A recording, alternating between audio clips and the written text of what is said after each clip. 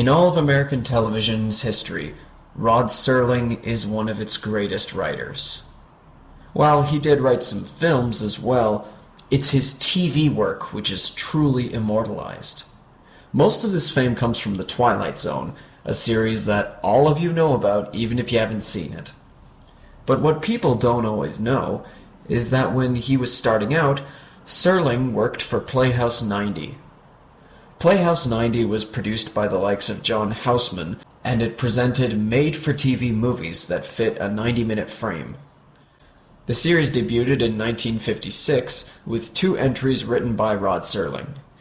The second one became one of the show's most critically acclaimed works, Requiem for a Heavyweight. The movie follows the downfall of Harlan McClintock, also known as the Mountain. After his latest boxing match goes south, a doctor tells him and his managing team that he's no longer medically fit enough to fight.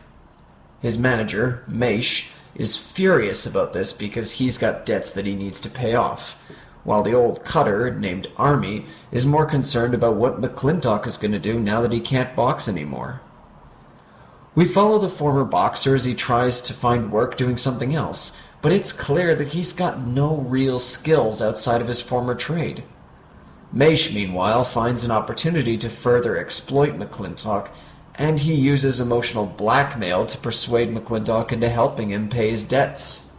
But meanwhile, McClintock forms a friendship with an unemployment office worker named Grace, who can't help but feel sorry for this guy. As a former boxer, Rod Serling was able to write from a very personal place, and it translates onto the screen. A lot of old boxers, like the famous Max Baer, also make appearances in the film, representing a really tragic future for McClintock. Watching this film, I suddenly realized that this is probably what inspired The Wrestler, at least to a certain point. Jack Palance, probably best known for doing a one-armed push-up at the Oscars, does a phenomenal job as McClintock. You don't doubt that this is a man who spent 14 years getting beaten up in the ring.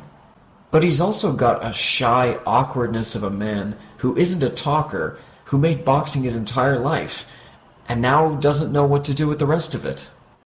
Keenan Wynn also gives us an interesting performance as Maish. It's clear that Maish is a good man who looked after McClintock for many years, but desperation forces him to do some terrible things, and it's clear that he hates himself for it. And thankfully, Kim Hunter is far more than just a love interest to bring the hero back to his feet. She doesn't need saving, and she doesn't fall in love with McClintock.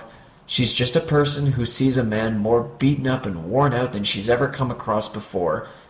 She treats him with the patience and kindness that almost nobody else has given him in his life. By far, the best performance of the film, though, is Ed Wynn as Army. Wynn makes Army into a sort of father figure to McClintock, looking out for him when nobody else will.